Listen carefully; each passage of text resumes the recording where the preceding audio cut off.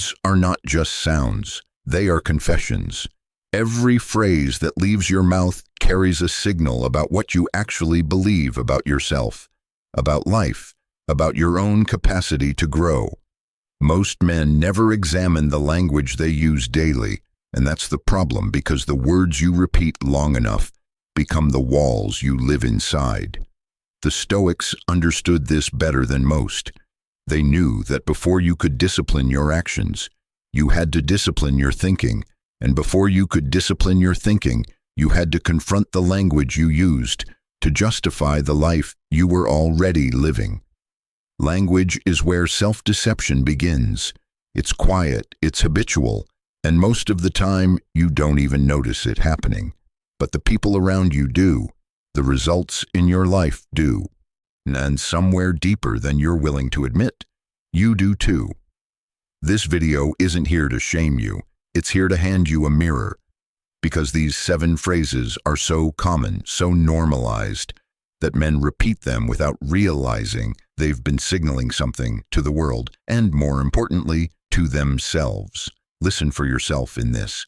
If you recognize your own voice, that's not a reason to feel defeated. That's the beginning of something better. That's the first act of honest self-examination.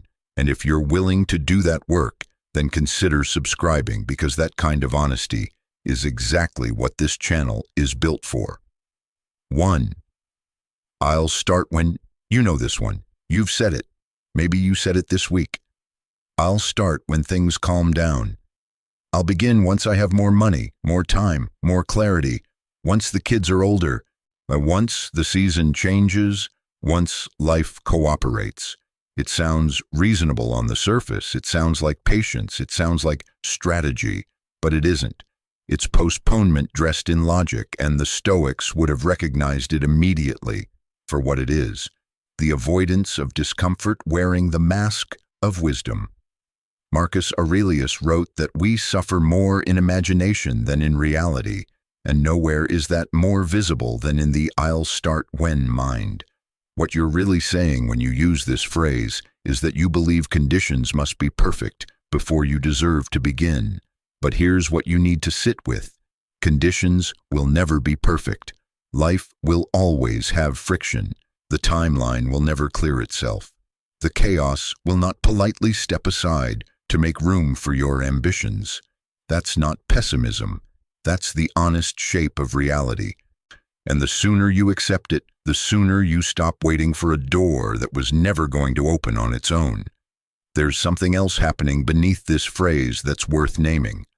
I'll start when is a way of protecting yourself from the risk of failure. If you never fully begin, you never have to fully face what happens if you try and fall short. The delay feels safe. It preserves the possibility of who you could be without ever testing it against who you actually are. But that preservation has a cost. It costs you months. It costs you years. It costs you the identity you were slowly building had you just started with what you had, where you were, in the imperfect conditions you were standing in. Epictetus said it plainly: make the best use of what is in your power, and take the rest as it happens. You don't need the right conditions. You need the decision.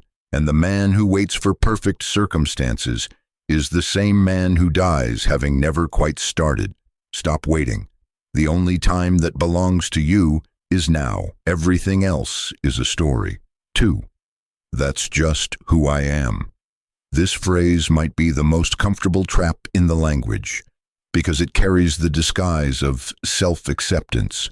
It sounds like a man who knows himself, a man at peace with his nature, a man who doesn't bow to social pressure. But look closer. Listen to when it actually gets said. It comes out when someone points to a pattern that's causing problems. It comes out when a relationship cracks, when a goal keeps getting missed, when a habit keeps delivering the same disappointing results. And instead of turning toward that signal with curiosity, the phrase, "that's just who I am," slams the door shut. It ends the inquiry before it begins. This is not self-knowledge, it's self-protection. There's a significant difference between the two. And wisdom requires you to know which one you're practicing in any given moment. Real self-knowledge says, this is a pattern I notice in myself. Here's what it costs me. Here's what it reveals about what I still need to work on. The "that's just who I am" version says, I've attached my identity to this behavior so deeply that examining it feels like an attack. Any challenge to the pattern feels like a challenge to my existence, so I defend the pattern rather than evaluate it. Carl Jung spent his life studying this mechanism. He called it the shadow, the parts of ourselves we refuse to see because seeing them would require us to do something about them. The man who says, I'm just not good with emotions, that's how I'm wired, is usually the man who never learned to sit with discomfort long enough to understand what it's trying to tell him.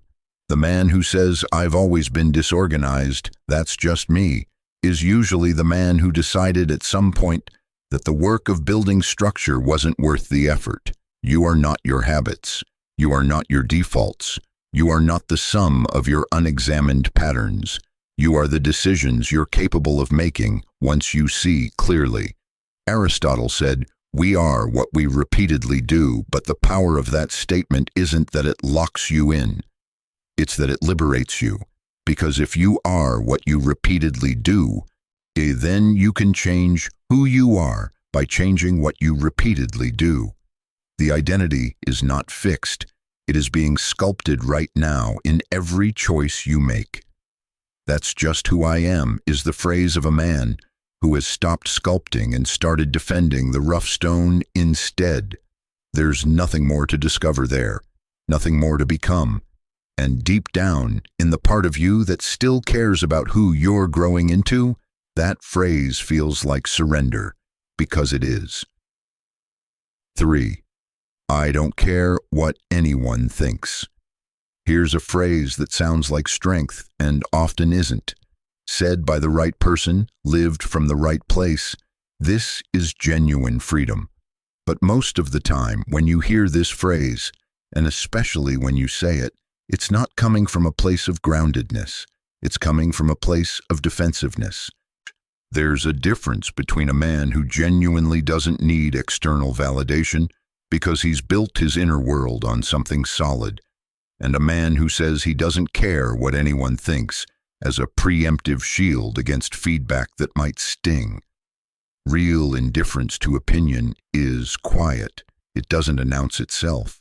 The man who is truly moved beyond the need for approval doesn't need to declare that he's moved beyond the need for approval.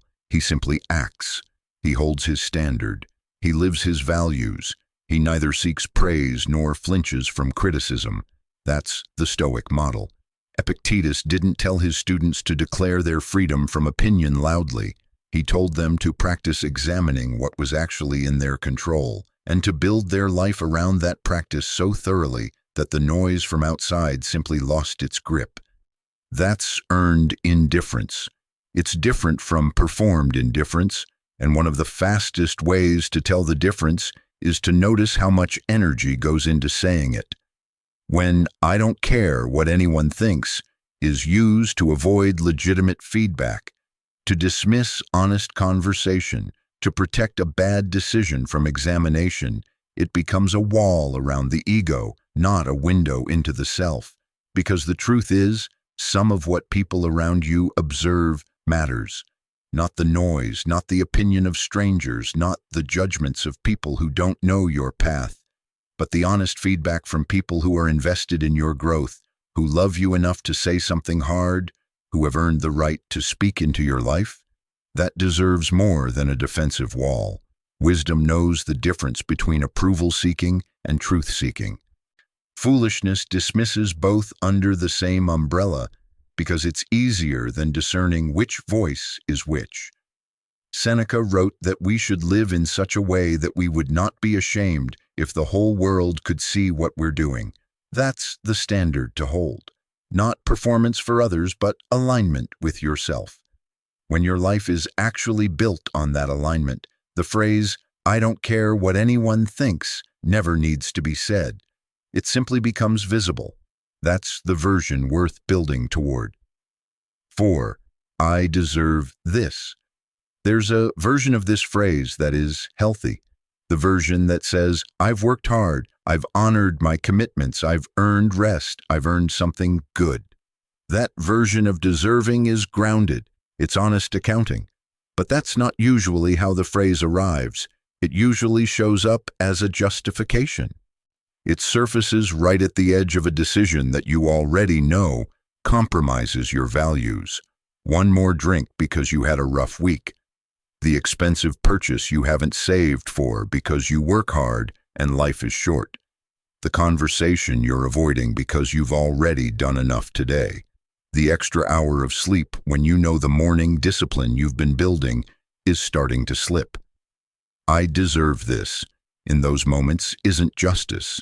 It's entitlement dressed as self-care, and there's a version of this reasoning that quietly dismantles everything you've been building, because the Stoics had a very different relationship with the concept of deserving. They weren't interested in what they earned or were owed. They were interested in what was right. Virtue, they argued, is its own reward, not comfort, not indulgence, not ease. The reward for doing the right thing is the strength and character you build by doing it. That's it. That's the whole exchange. And a man who has internalized that truth doesn't need to bargain with himself about what he deserves. He simply asks, is this aligned with the person I'm becoming? Is this consistent with the standard I've set? Does this serve my path or interrupt it? There's also something worth noticing about how this phrase functions as a bypass. I deserve this shuts off the part of your mind that wants to evaluate the decision. It feels like an answer, so you stop asking the question. But real self-respect is not about rewarding yourself with things that soften your edge.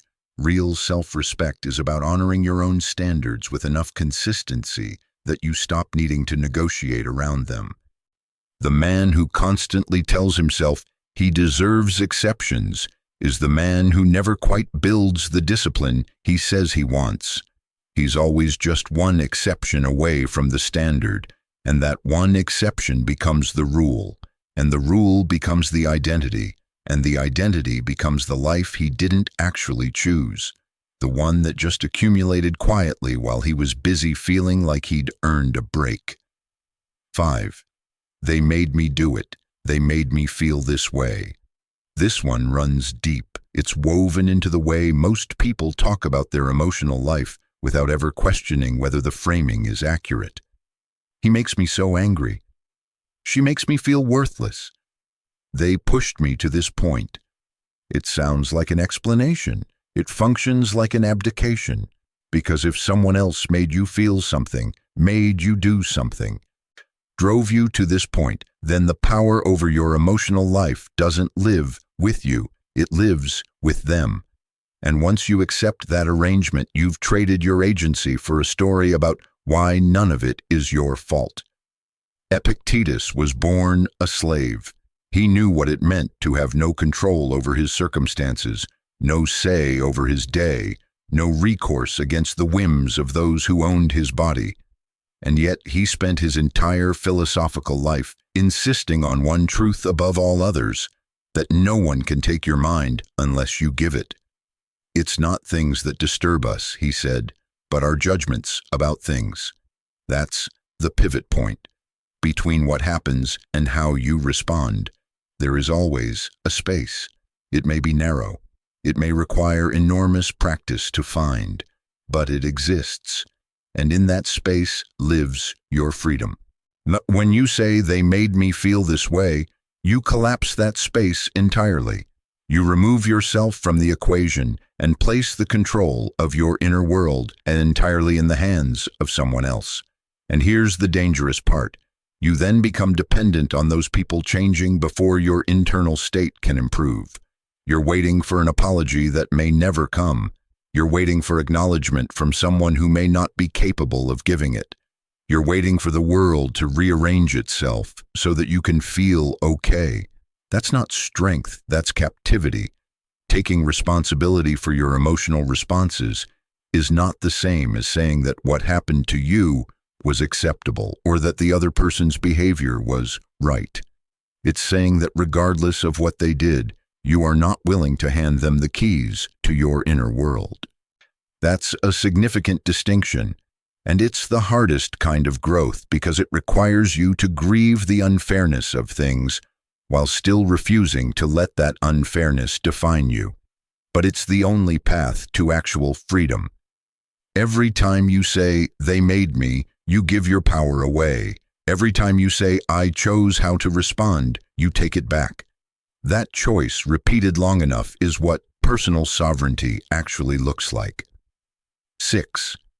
I already know that this phrase is the enemy of mastery, and it's especially dangerous in men who are intelligent enough to grasp concepts quickly because those men mistake comprehension for integration. They hear a principle, understand it intellectually, and file it away as known. But knowing something and embodying it are completely different experiences, and the gap between those two things is where most men's growth stalls. You can understand the concept of patience and still be impulsive. You can know the theory of self-discipline and still break your commitments. You can recite Stoic philosophy by heart and still be quietly ruled by fear. Knowledge in the head and wisdom in the life are not the same thing, and "I already know that" often signals that a man has settled for the first and called it the second. Socrates, the most intellectually respected man in ancient Athens, built his entire philosophy around one core confession: "I know that I know nothing," not because he was ignorant, but because he understood that wisdom is not a destination you arrive at. It's a relationship you maintain with your own limitations. Every teacher, every mentor, every man further along the path than you has something to offer, and the man who walks into that encounter with "I already know that" on the tip of his tongue leaves with exactly what he brought. Nothing new. There's also an ego component worth naming here. "I already know that" is often a way of maintaining status in a conversation, of signaling that you don't need to be taught, that you're beyond the beginner's level, that the information isn't a revelation to you. But here's what the Stoics would say about that impulse. It's small. It's insecure, dressed as competence, because a man who is genuinely secure in his understanding has nothing to prove by dismissing new input. He can sit with what he's heard, turn it over, test it against his experience, and either absorb what's useful or release what doesn't apply. That's a fundamentally different posture than dismissal, and that posture is what separates the man who grows steadily from the man who plateaus early and wonders why he isn't further along. Stay hungry, stay teachable. The moment you decide you already know enough, you've stopped becoming. And stopping, for a man on a serious path, is never neutral. It's retreat by another name. 7. I don't need anyone. This one carries a particular weight in conversations about masculinity because in certain circles, independence has been elevated so high that interdependence got mistaken for weakness. The image of the self-sufficient man, needing nothing and no one, has been sold as the pinnacle of strength. And so men repeat this phrase, sometimes quietly, sometimes defiantly, until they believe it, and in believing it, they cut themselves off from the very relationships that could forge them into something greater. There is a real and important version of self-reliance, the Stoic version, the version that says you do not need the approval of others to know your own worth. You do not need the comfort of distraction to face difficult truths. You do not need constant validation or company to feel at peace. That internal independence, the ability to find stillness and grounding within yourself, is genuinely powerful and worth building. But that is not the same as believing you were built to do everything alone. Seneca wrote extensively about friendship, not as a luxury but as a philosophical necessity.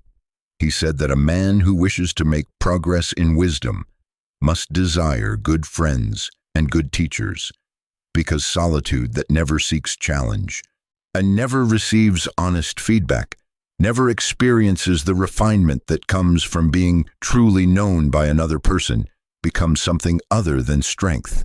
It becomes isolation. And isolation, dressed carefully enough, can look like self-mastery from the outside while quietly hollowing out the inside. The man who says, "I don't need anyone," is often the man who has been hurt enough times that the armor felt necessary. That's understandable. Pain teaches people to protect themselves, and protection is not inherently wrong. But there comes a point where the armor stops protecting you from danger and starts preventing you from depth. It stops you from love, from accountability, from the kind of honest relationship where someone can look you in the eye and say, "I see what you're doing, and it isn't serving you." That kind of witness is not weakness. It's rare, and it requires vulnerability, which is one of the most courageous acts a man can practice. Not performance, not collapse. Vulnerability as the willingness to be truly known, and to let that knowing shape you into something truer than you could have built alone. Aristotle called man a social animal, not a pack animal, not a creature of crowds, but a being whose nature is oriented toward connection. You can do a great many things alone. You cannot become fully human alone. The mountain does not build the mountain. Stone shapes stone. And the right people in your life are not a compromise of your strength. They are part of its architecture.